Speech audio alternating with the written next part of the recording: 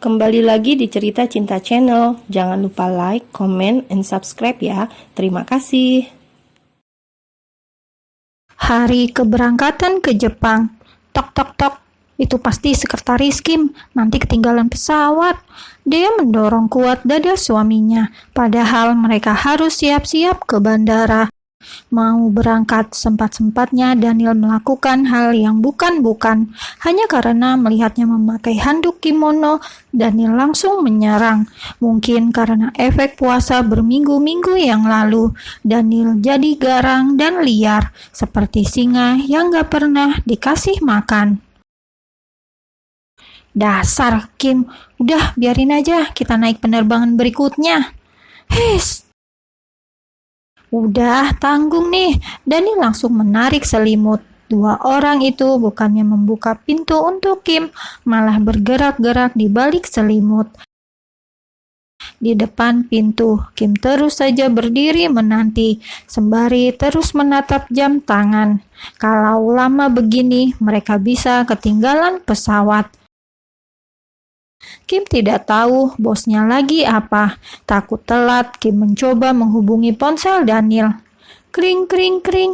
Astaga, Kim! Daniel langsung mematikan ponselnya. Ia sedang fokus. Angkat aja, kasihan tuh sekretaris Kim. Biarin, ada yang lebih penting. Kim, sapa Daniel pura-pura kaget saat membuka pintu. Ada sekretaris Kim di luar sana. Bisa kita berangkat sekarang, Tuan?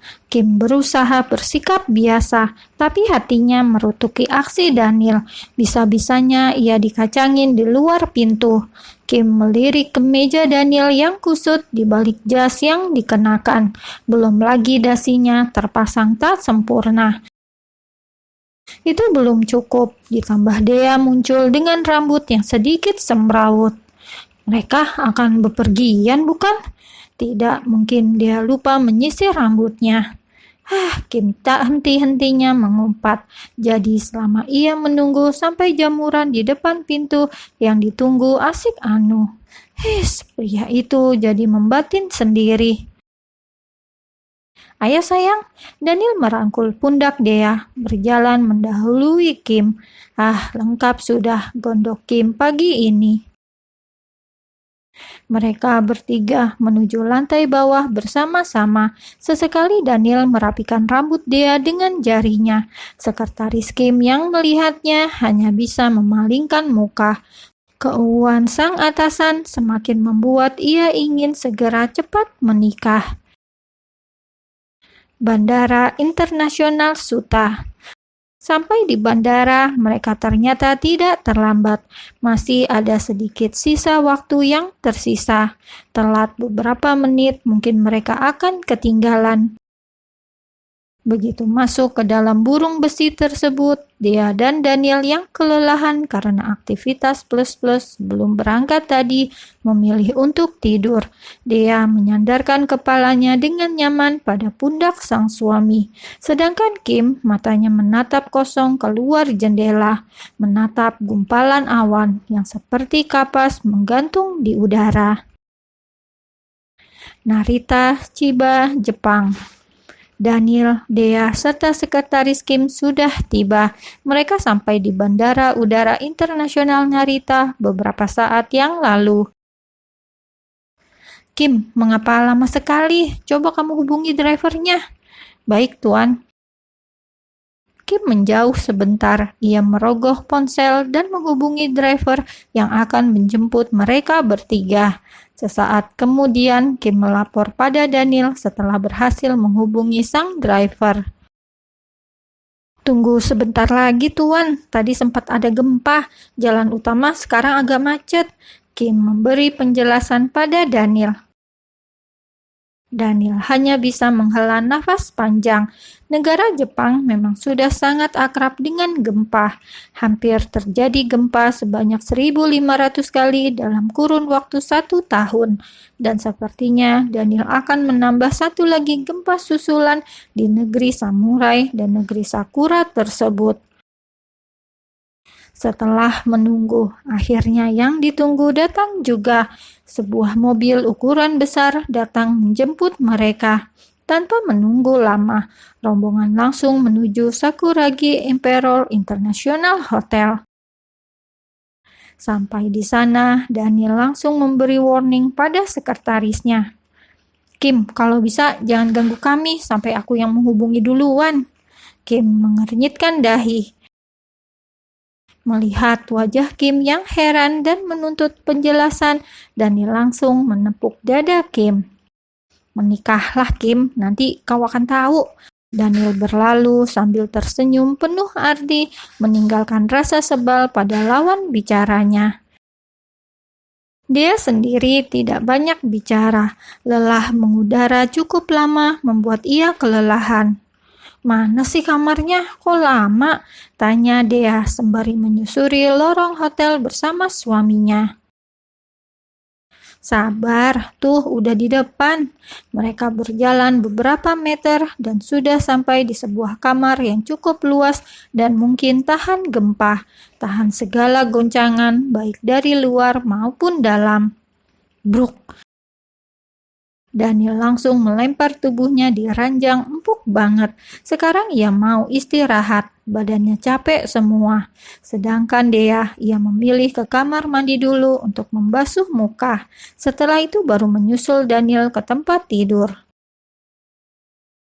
Beberapa saat kemudian, tidak mau jalan-jalan? Tanya Daniel sambil membelai rambut Dea yang kini tidur dalam pangkuannya.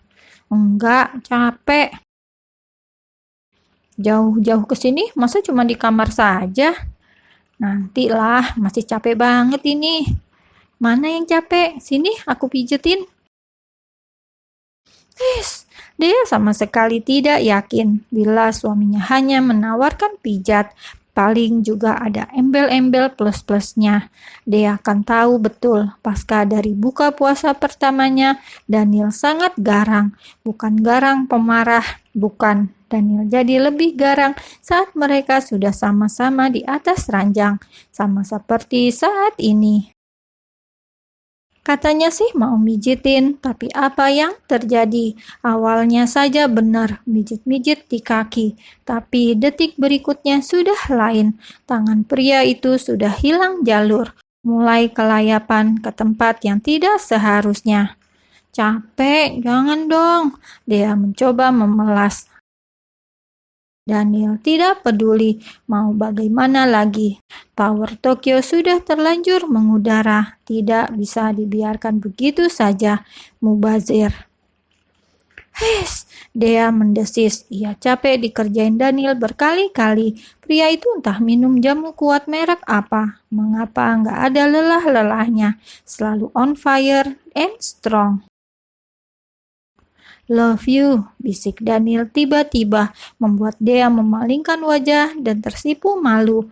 Wajahnya juga sudah terasa panas. Daniel tidak memberi jeda, meraba-raba dan terus berkelana ke alam liar. Meski mulut berkata tidak, lain lagi dengan tubuhnya. Ketika Daniel memaksa masuk, nyatanya Dea membuka pintu nirwana lebar-lebar. Sepertinya Daniel tidak sabar ingin membelah diri lagi.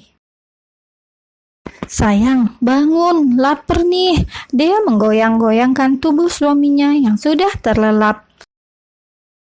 Capek banget, makan roti aja. Itu ada dibawain Kim tadi. Suara Daniel terdengar serak, matanya pun setengah terpejam. Pria itu sepertinya kehabisan energi. Sudah lowbat karena gempa beberapa saat lalu. Bosen, mau yang lain. Sekalian jalan, bangun dong. Dia terus saja menggerakkan tubuh Daniel, memaksa pria itu lekas bangun. Bentar lagi ya sayang, capek banget. Ya udah, aku keluar dan minta temenin sekretaris Kim ya. Srek, Daniel langsung menyibak selimut. Jangan. Astaga, dia meraih selimut dan menutupi tubuh Daniel. Tinggal bersama Daniel, mata dia semakin keruh. Terlalu banyak hal yang bukan-bukan yang ia saksikan.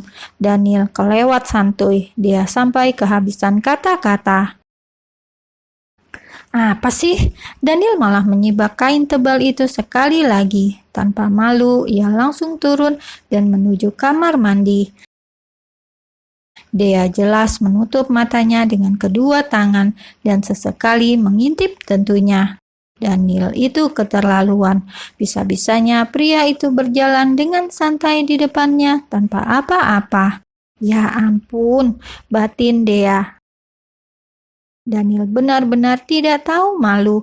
Dia sampai kehabisan kata-kata melihat suaminya itu. "Sayang, handuk!" Daniel teriak-teriak dari dalam kamar mandi. Mau mandi tidak membawa handuk. Sepertinya Daniel memang sengaja tidak membawanya. "Tadi sebelum mandi, mengapa nggak ambil sendiri?" Dea ngomel-ngomel, tapi dia mencarikan handuk juga untuk suaminya itu. "Ini handuknya." Dea menunggu di depan pintu kamar mandi. "Masuk," titah Daniel. Spontan dia mengernyitkan dahi. Enggak dikunci. Masuk saja." Di dalam sana, Daniel sudah menyeringai, siap menangkap mangsa. Sudah seperti garangan yang bersembunyi di semak menunggu mangsa. "Enggak, habis mandi." Dia terus saja menolak karena ia sudah mencium gelagat sang suami. Paling juga itu dan itu. Klik. Dengan jahil, Daniel langsung menarik tangan Dea masuk ke dalam kamar mandi. "Mandi lagi ya." Daniel pun menyalakan keran dan perlahan air pun terjun dengan deras dari shower yang menggantung di atas kepala keduanya. "Aku habis mandi," protes Dea sambil menutupi kepalanya dengan tangan. Tapi percuma, derasnya air tidak bisa ia tahan hanya menggunakan jari. Sedangkan Daniel, pria itu tidak peduli. Pokoknya membelah diri tetap jalan terus, di mana saja asal tempatnya tertutup.